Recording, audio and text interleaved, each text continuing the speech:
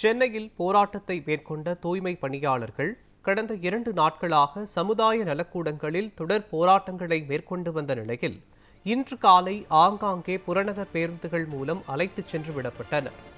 இதுகுறித்த கூடுதல் விவரங்களை செய்தியாளர் லக்ஷ்மணன் வழங்க கேட்கலாம். லக்ஷ்மணன், வணக்கம். 2 நாட்களாக சமுதாய நலக்கூடத்தில் அடைத்து வைக்கப்பட்டிருந்த தூய்மை பணியாளர்கள் இன்று விடுவிக்கப்பட்டு ஆங்காங்கே அரசு பேருந்துகள் மூலம் கொண்டு செல்லப்பட்டு விடப்படுகிறார்கள். இவற்றை விவரங்கள் என்ன சொல்லுங்க?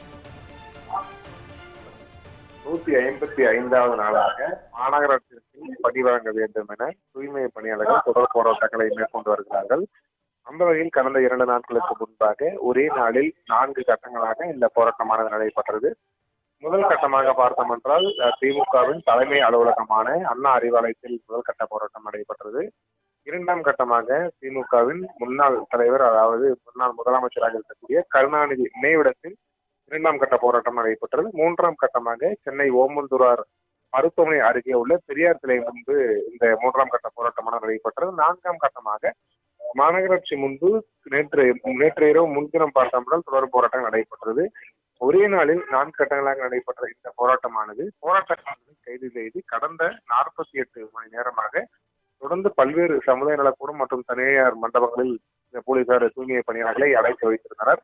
அந்த வகையில் தூய்மை பணியாளர்களுக்கு எந்த ஒரு அடிப்படை வசதிகளுமே செய்து தராமல் தொடர்ந்து இந்த தூய்மை பணியாளர்கள் வஞ்சித்து வருவதாகவும் அவர்களுக்கு கழிவறைகள் கூட முறையான அடிப்படை வசதிகள் செய்து தராமல் பல்வேறு இன்னல்களை எதிர்கொண்டதாக தூய்மை பணியாளர்கள் ஒவ்வொரு சமுதாய நலக்கூடத்திலிருந்துமே வீடியோ பதிவை வெளியிட்டு தன்னுடைய கருத்துக்களை பகிர்ந்திருந்தார்கள். மேலும் அதில் பல்வேறு கருத்துக்கள் இடம்பெற்றிருக்கிறது. குறிப்பாக உணவுகள், மேலும் இந்த குடிநீர் வழங்கவில்லை, அடிப்படை வசதி முறையாக செய்யவில்லை என பல்வேறு குற்றச்சாட்டுகள் இருந்தது. அந்த வகையில் கடந்த 48 மணி நேரமாக பல்வேறு சமுதாய நலக்கூடங்களில் அடைத்து வைத்திருந்த தூய்மை பணியாளர்கள் நீங்கள் வீடுகளுக்கு செல்லலாம் என காவல்துறை சார்பாக தெரிவிக்கப்பட்டும் தூய்மை பணியாளர்கள் எங்களுக்கு பணி நிரந்தரம் கொடுத்தால் மட்டுமே நாங்கள் செல்வோம், இல்லை என்றால் நீங்கள் தொடர் போராட்டங்களை நாங்கள் மேற்கொள்வோம் என கடந்த 48 மணி நேரமாக தொடர் போராட்டங்களை மேற்கொண்டு வந்தனர். அந்த வகையில் நேற்று இரவிலிருந்து இன்று அதிகாலை வேறு பார்த்தோம் என்றால் வலுக்கட்டாயமாக போலீசார் இந்த தூய்மை பணியாளர்களை பேருந்து மூலம் ஏற்றி சென்று ஆங்காங்கே புறநகர் பகுதிகளுமே விட்டதால் அங்கிருந்து தனியார் வாகனங்களோ இருசக்கர வாகனங்கள் மூலம் தன்னுடைய வீடுகளுக்கு செல்லக்கூடிய நிலைமையானது இந்த தூய்மை பணியாளர்களுக்கு ஏற்பட்டிருக்கிறது.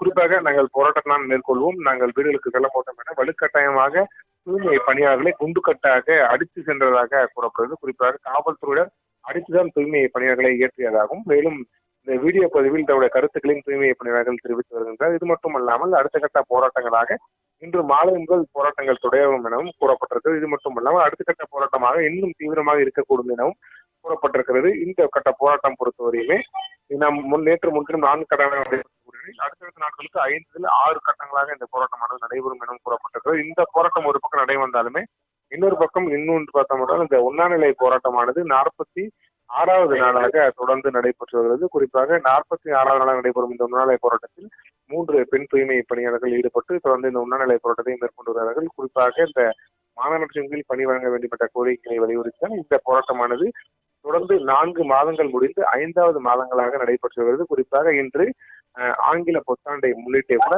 முதலமைச்சர் அலுவலகத்துக்கு முற்றுகையிட்டு இந்த மனு கொடுக்கும் நிகழ்வு நடைபெறும் என இதுக்கு முன்பாக தெரிவிக்கப்பட்டு, ஆனால் பலத்த போலீஸ் பாதுகாப்பு காரணமாக தூய்மை பணியாளர் அந்த நிலைக்கு செல்ல முடியாத நிலையானது ஏற்பட்டது. அந்த வகையில் இன்று அதிகாலை பார்த்தோம் என்றால் மாநகராட்சி முன்பே தொடர்ந்து ஆங்கில புத்தாண்டு வாழ்த்துக்களை சொல்லி எங்களுடைய இரங்கலுக்கு நீங்கள் வாழ்த்துக்கள் சொல்லுங்கள் என முதலமைச்சரிடம் இந்த தூய்மை பணியாளர்கள் கண்டன கோஷங்களை இருக்கிற. இது மட்டுமல்லாமல் எங்களுடைய உடல்நலம் இறந்த பிறகு எங்களுடைய நினைவிடத்திற்கு நீங்கள் அஞ்சலி செலுத்த வேண்டும் என தொடர்ந்து இந்த கோரிக்கைகளாக வைத்து முதலமைச்சர் உடனடியாக இதற்கு கவனம் செலுத்த வேண்டும் என தூய்மை பணியாளர்கள் இந்த மாநகராட்சி முன்பு தொடர்ந்து போராட்டங்களை மேற்கொண்டு தங்களுடைய கருத்துக்கள், தங்களுடைய ஆதங்கங்களை வெளிப்படுத்தினார் என்பதும் குறிப்பிடத்தக்கது.